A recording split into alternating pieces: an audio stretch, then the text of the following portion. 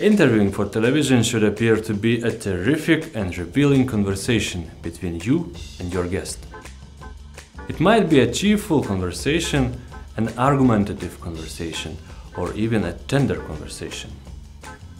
They fall in two basic categories: hard news interviews and soft news interviews.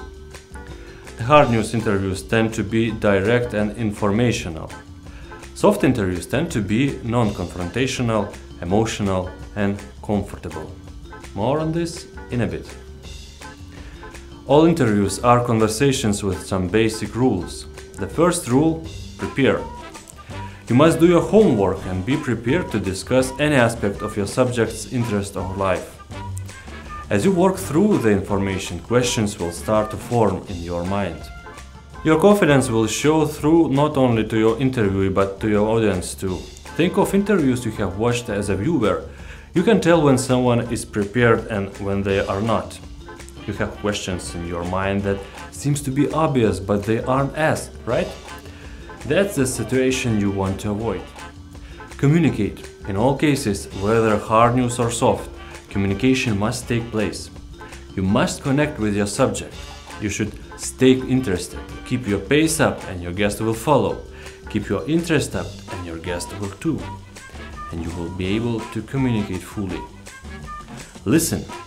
How will you become a great interviewer? By becoming a great listener. Listen with enthusiasm and interest.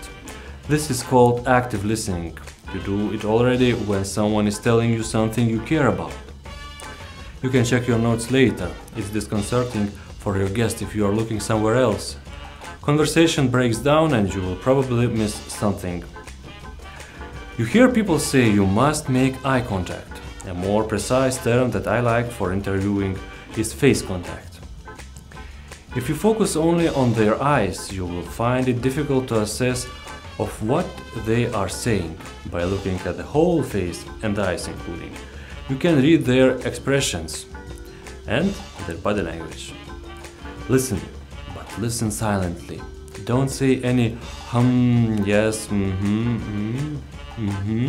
because all that will be recorded. Use your body language and show interest, like this.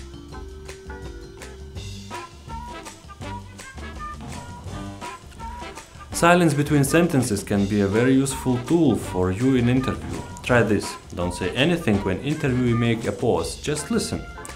Often the response by your guest will be to want to fill the empty gap by starting to talk. It is usually something interesting and it may be the thing he or she was holding back. To pre-interview or not to pre-interview, or to ask questions before filming interview or not. This is a question that many argue about. So here are the two schools of thoughts.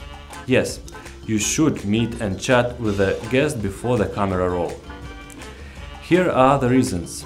You will hear and know what the guest has to say. You will already have a relationship with the guest. You have more time to cover material in a pre-interview than you ever will on camera. And no, you should not meet or chat with the guest about the substance of this interview beforehand. Here are these reasons. You will lose spontaneity. There is nothing like the first meeting, and it cannot be recreated.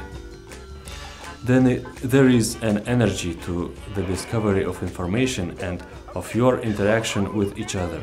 It will seem like a fresh conversation, because it is. You won't always get the same answer again. Remember, the most of people you will interview are not professionals at this. Just because you heard it before does not mean you will get it again with the same passion. Pre-interview, especially when you are just getting started. This way you won't miss a point or a good story that come up in extended pre-interview. Plus, there will be a comfort factor with your guest that will help. But you decide what is better for you. You decide if the risk of not pre-interviewing is worth the reward. The shape of an interview. If you could put the shape of an interview into a picture, what would it look like? It would look like an inverted triangle. You must ask the most specific question at the beginning. You don't want to ask general questions at the start of the interview. The reason for this is that the general questions take too long to answer and are not as interesting. The more specific your questions, the more specific the answers will be. Time is of the essence, especially in television, so don't waste it. If your guest answers your questions with the long answers, you must find an appropriate time to cut in. You must say, "I'm sorry, I want to specify the question," and ask again. Just as an answer can be too long, so can be a question. Ask tight, strong questions. People usually understand what you are saying. Be aware of questions that don't quite finish, like, "What can you say about our..." Finish your thought. Also be careful of asking more than one question. Should you ask questions that will get you an answer that is yes or no? Do you know why you shouldn't? Do you agree the viewer doesn't get much out of it? So don't, okay? Is that a yes? Good. Where do you look when you are interviewing? Do you look at the camera or at the interviewee? When you ask questions, you should always look at the interviewee. Do not look at the camera. So that's it. Let's go through all the things you should remember and make a checklist.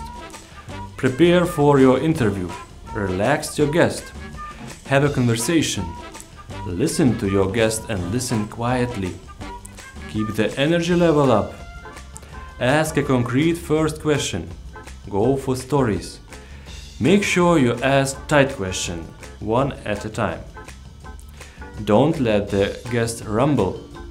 Avoid questions that get yes or just no answers. And always, no matter what, be polite.